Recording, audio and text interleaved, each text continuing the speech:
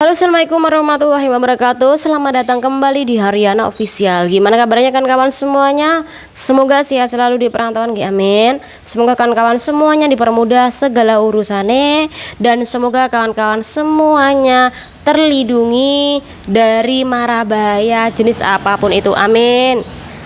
Semoga kawan-kawan yang apabila hari ini melakukan puasa, semoga puasanya ini membawa amal kebaikan pada diri Anda semuanya, amin.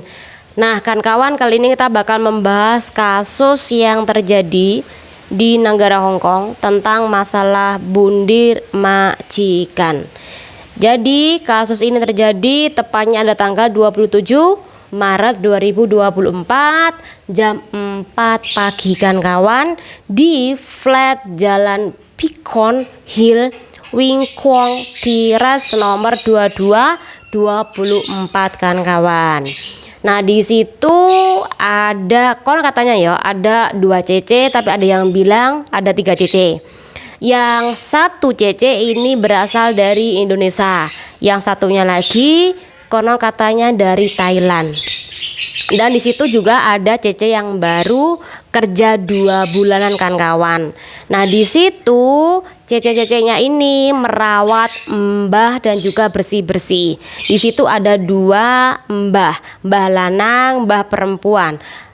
Nenek sama kakek yang umurnya, kalau mbah lanang itu 84 tahun, kalau 84 tahun ya mbah lanang ya. Kalau mbah perempuan ini 71 tahun. Jadi ini kejadiannya menyangkut dua mbah jagaan kawan. Ceritanya gini, pada hari itu salah satu CC ini ada yang telepon Pak Polisi, yang dimana dia menceritakan bahwa pertama kali dia ini ngeliat mbah lanang ininya cangkemnya sampai ininya ini di selotip kawan. Jadi kalau udah selotip kayak gini nggak bisa bernapas kan. Nah, jadi ninggalnya ini karena tidak memiliki nafas yang cukup, artinya kehabisan nafas. Mbak ini salah satu ngeliat ketika dia ini mau ganti popok pada pagi itu. Jadi rutinitas bangun pagi, jaga mbah, dan juga ganti popok di jam-jam tertentu. Jadi jam 4 pagi mau ganti popok, dia kaget nih ngelihat mbah jagaannya ini diranjang dalam kondisi seperti itu. Secara otomatis dia ini langsung membangunkan mbah perempuan kan. Ketika dia ini mau membangunkan mbah perempuan, ternyata mbah perempuan ini juga mengalami hal yang sama, bahkan lebih parahnya lagi kawan. Artinya apa? Mbah perempuan ini ketika di lantai tergeletak juga pisau, dan di bagian sini sama sini ini hampir putus kawan. Yang intinya darah ini di lantai juga banyak. Jadi si mbak ini kaget kawan. Langsung kaget, dia refleks telepon lah Pak Polisi.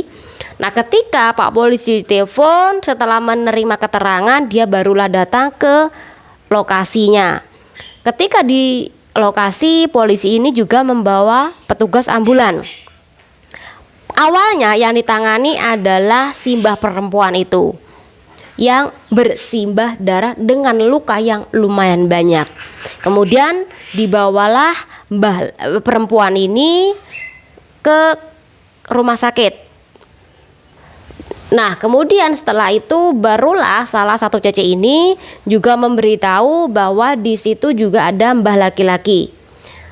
Ketika polisi melihat mbah laki-laki di situ yang sudah kondisinya diselotip dari sini sampai ke sini, kemudian diperiksa oleh pihak dari petugas ambulan, ini dinyatakan sudah meninggal di tempat. Sedangkan mbah perempuan ini masih pingsan. Ya mungkin juga bisa jadi ini juga meninggal dunia kawan, walaupun kondisi utamanya adalah pingsan. Nah, setelah itu dua-duanya baru dirujuk ke rumah sakit. Tapi ketika di kejadian pemeriksaan tersebut, polisi ini juga menghubungi salah satu saudara dari Mbah Lanang tadi. Kemudian juga datanglah salah satu teman dari Mbah Lanang tadi.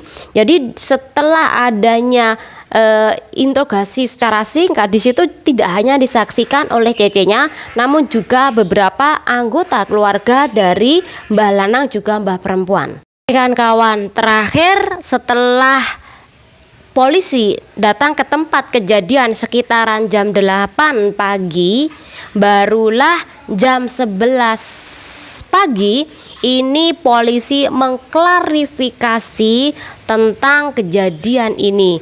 Murni adanya pembunuhan yang dilakukan oleh istrinya, dan kemudian istrinya ini melakukan bundir.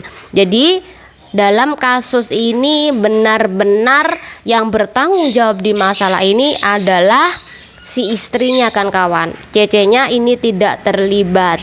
Dan di dalam kasus seperti ini semoga tidak menimpa mbak-mbak semuanya, karena mungkin bakal mengalami trauma ketika melihat kejadian di depan mata.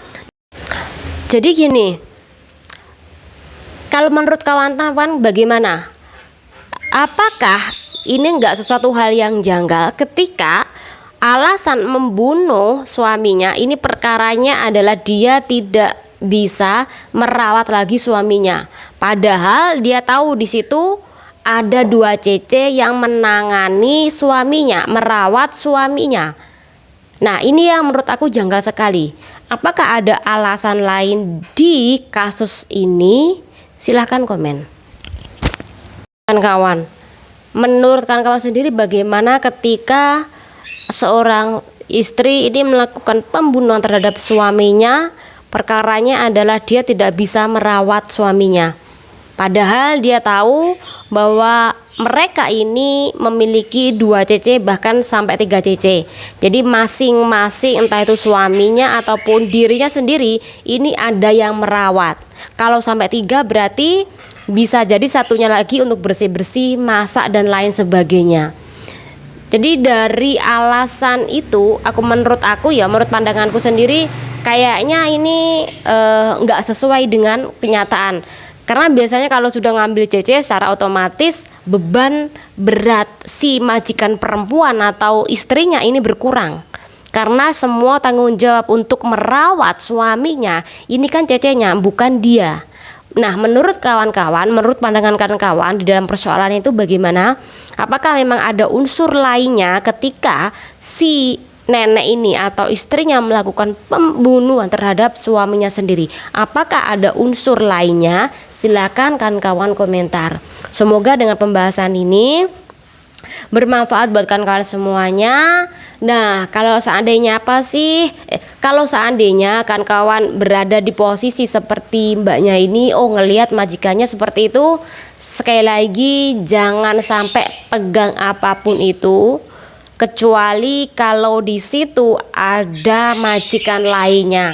Tapi kalau tidak ada, lebih baik Anda langsung telepon polisi atau sanak saudara sebelum mereka datang. Jangan pernah pegang apapun. Semoga bermanfaat dan kita doakan semoga mbaknya ini tidak trauma ya, karena ngelihat kejadian di depan mata dan kemudian sudah tinggal lama banget sama majikannya dan tentu meninggalkan duka dan juga trauma. Channel dari wassalamualaikum warahmatullahi wabarakatuh. Bye.